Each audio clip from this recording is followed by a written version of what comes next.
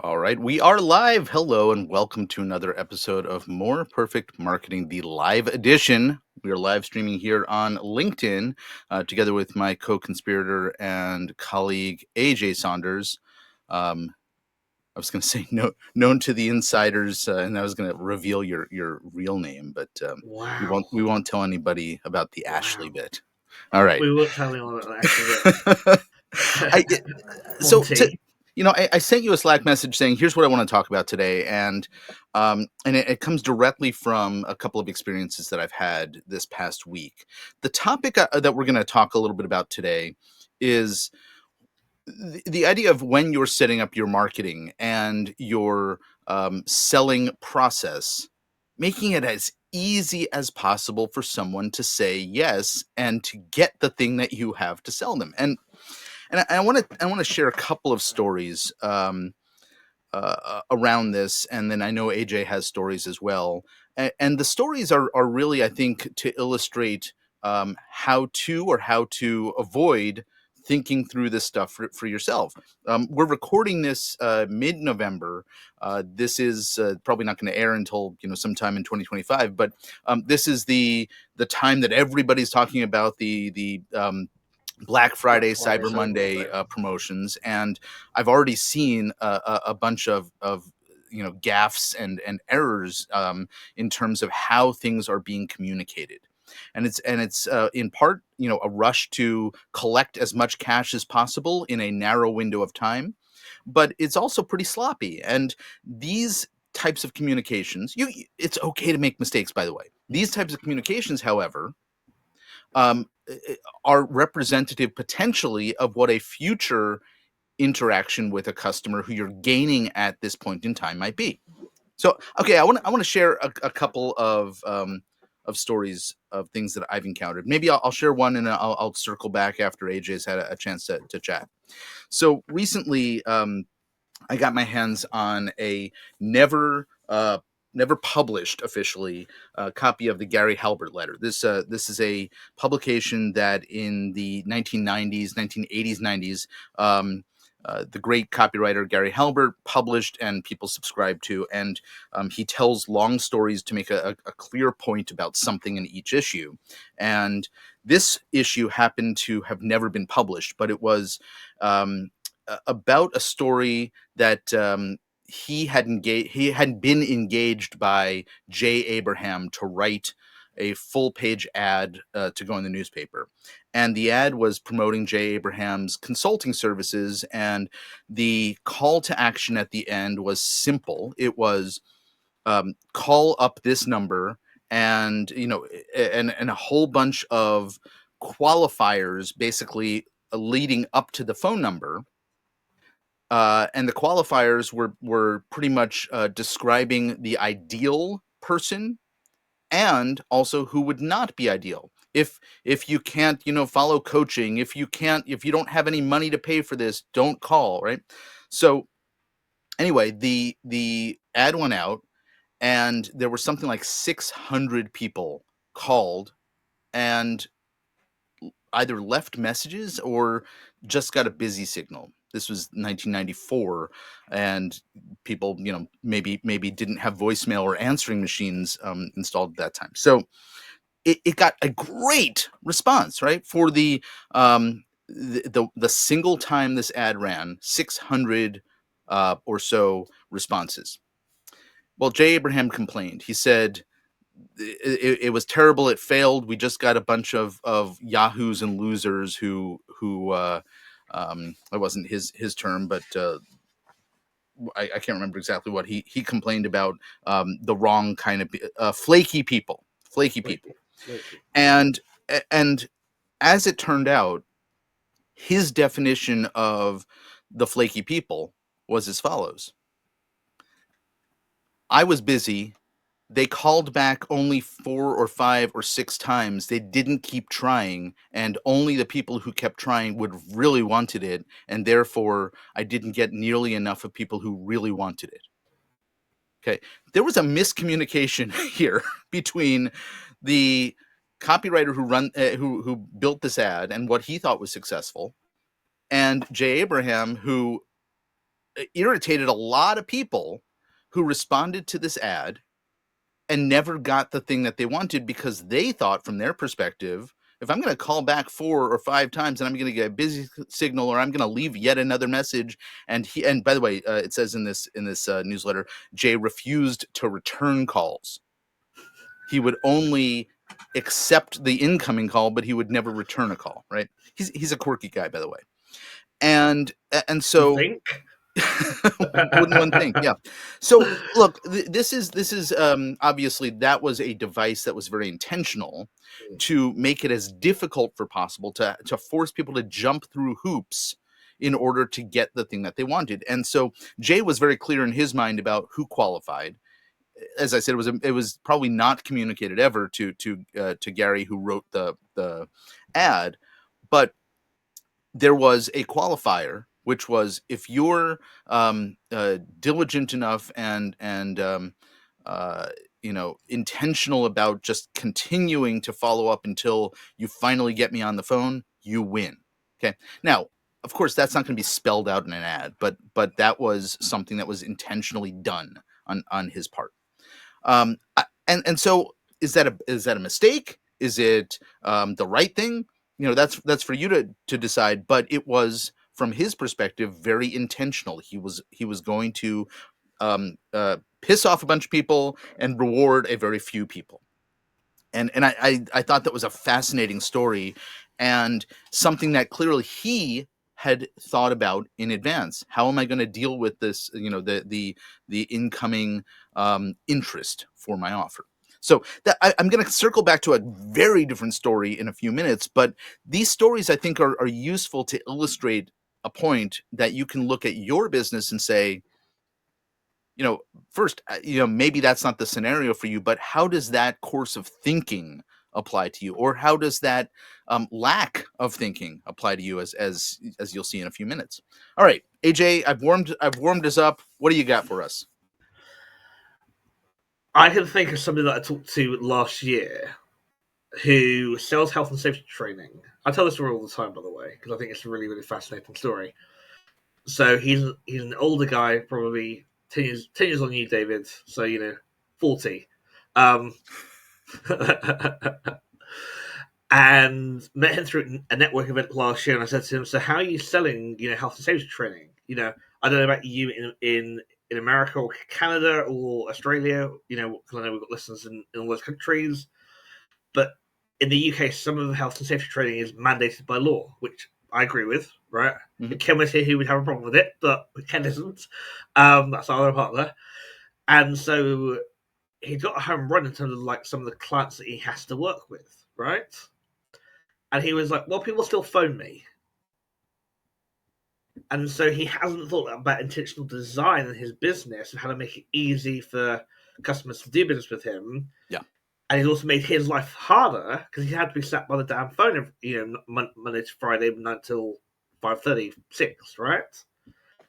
And to me, one thing that he could do, and this is probably where my brain goes, is I think, can we set up an e-commerce website that has the package he's already selling on the phone, just listed online with a buy button that takes you through to like book a call or some similar mechanism that makes it easy for you to say yes, put your hand up and say yes as a potential client, and captures all your data, captures your credit card details, etc., and it makes the sales process far easier. And in that example, we have the mechanism of setting up Shopify or WooCommerce or whatever, so it doesn't actually take the payment until you have that discovery call. Mm-hmm. But means that when somebody has agreed with you, you can take the payment and you can move forward, within hours. And for me, I don't think enough people think about how they design the mechanism of taking sales or making sales to make it as easy for the customer to put the hand up as possible. What you've described there is something that you and I encounter all the time, which is, we're coming into a situation where, in this case, was a very small operation, I assume, right? Where a business is operating the way that they've always operated. And so they don't know what they don't know, or they don't know what's missing. They know that there's a problem with the status quo, right? In this case, I'm not able to answer calls, or I'm not willing to answer calls at certain hours. And they're not necessarily tying that to their real frustration, which is I'm not making enough money, or Yeah, we're not making yeah, enough sales, right? yeah. And so stepping back from your situation and just figuring out what those pieces to the puzzle are is the first step, I think. And when we come into any consulting arrangement, it's one of the things that we're keenly tuned into are where are all of the missed opportunities, where are the holes. And so this is super obvious to us. The story you described in terms of the taking the phone calls being the path to get him to move things forward. This is classic when you're dealing with a lot of small home services businesses, right? The phone number is the owner's cell phone, and if they're not up on a ladder, or they're not at Home Depot, or they're not wherever, and can answer the phone, then potentially business can progress. Mm. Terrible But system. it's a terrible system, and the other thing that I think about with how terrible the system is there's a story in the E Myth again that I keep coming back to, which is the guy who decides that he's going to push the table closer to the door, the phone closer to the table, and the printing press closer to the both of them, right? And he can fire everybody and after me far better because he doesn't have to deal with any of the problems. Within a day or two, he gets sick, right? And he can't work. And what to me that story illustrates is the fact that, and we talk about this internally all the time, your business runs at the level of process or level of automation that you've designed, Mhm. not the level of ambition that you have, right? And so I think if you don't design the right processes and you're not aware of what could happen, the moment you get sick, the moment you get too busy, the moment, and we see this all the time, especially in freelance businesses or solopreneurs, home services, they get really busy and they stop answering their phone, and then they get no work 3 months down the line, and they're thinking, well, why has everything dried up? Yeah. And it's because they haven't done the remedial work that they should be doing day after day after day, and that's why everything comes to a grinding halt, and they think, oh shit, what the hell do I do now? Yeah. Yeah. So in the scenario you were talking about, you described, inserting some kind of technology to Yeah, assist in the process, yeah, and very often, there'll be pushback that we'll get about, oh no, I don't want automation. I don't want the machines taking over. I have a very personal and personable business, and to the point that you made, technology can assist or support yeah. that personal or personable interaction that you're aiming to project and to insert into the way that you do business. It doesn't have to take over. It doesn't have to replace you. And I think that's an important point. You talked as you were listing the types of businesses, and I think I did this too, about small businesses, but these problems happen in larger organizations too, particularly when you have compartmentalized decision making in different departments, and a culture of either this is the way we've always done things, or I don't want to rock the boat and introduce new ideas to a business that thinks in an old school way. And so we'll come in and see a lot of those same problems, just for a different reason, and it's simply the dynamics of the way that the organization operates. I want to share my second story now, because this is Can I jump in? actually. Can I Go jump in ahead. and say Go ahead. something off the back of that? Because I think this is a really, really important point. The other thing that I've found, so I completely agree with those two first two reasons. I think that they're great.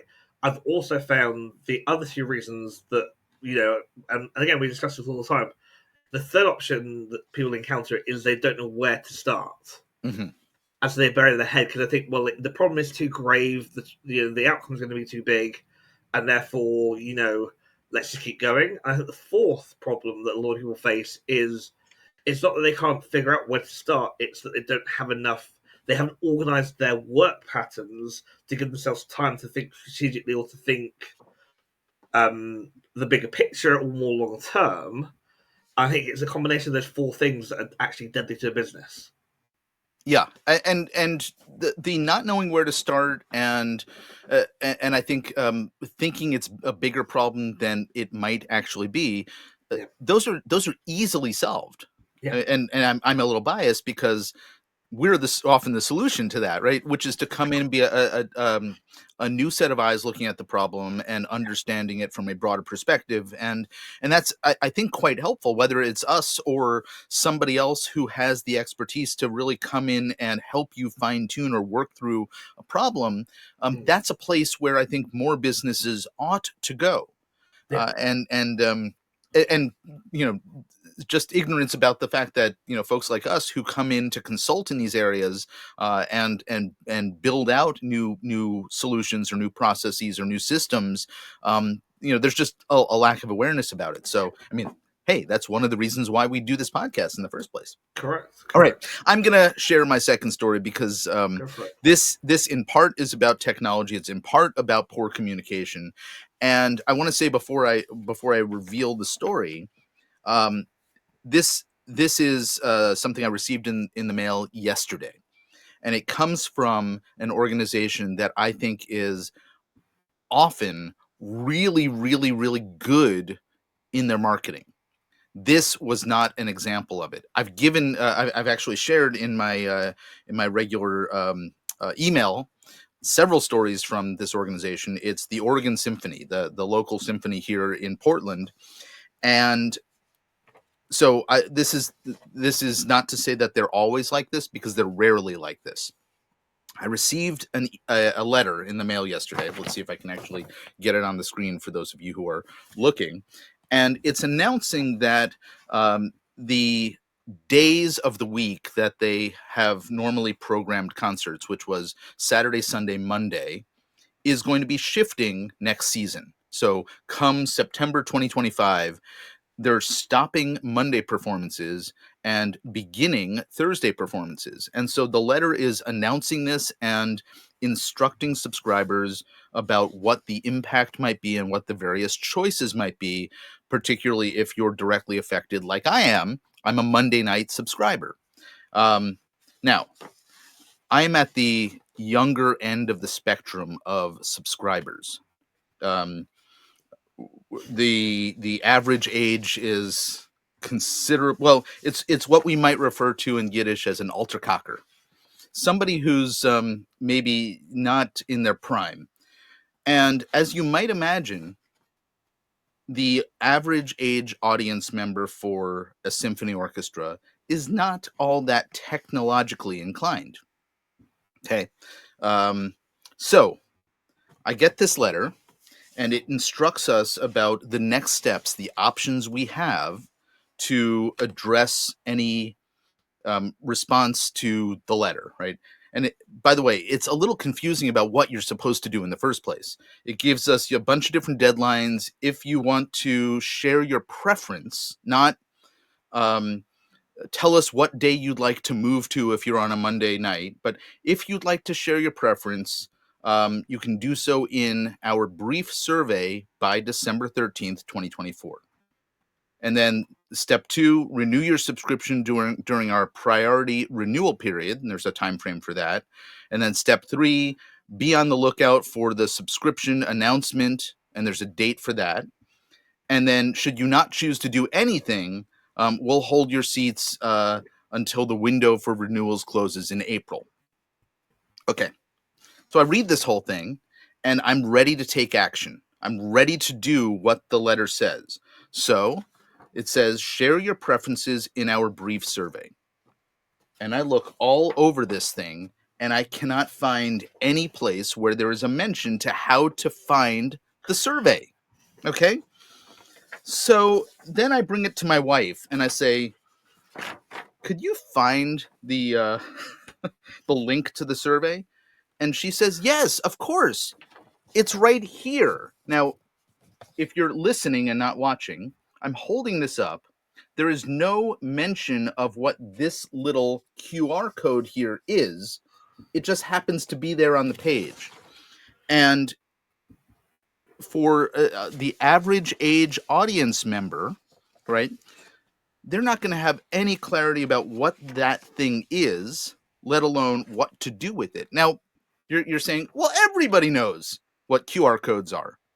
I assure you, everybody in this particular population does not. Perhaps some do, but most don't. And the fact that there's no description next to the QR code saying, this is where you get the survey, or point your phone at this to take the survey now, is a huge missed opportunity. There's no URL. There's no web address to go to. There's no phone number to call. The only mechanism for taking the survey, I assume, is to scan this QR code. So a big fail, I'm afraid, and it's going to result in the exact opposite of what they were hoping to get out of mailing out all of these announcements. They're going to get a very, very low response rate, and then they're going to be scratching their heads going, why didn't more people tell us what day they wanted, for their new subscription?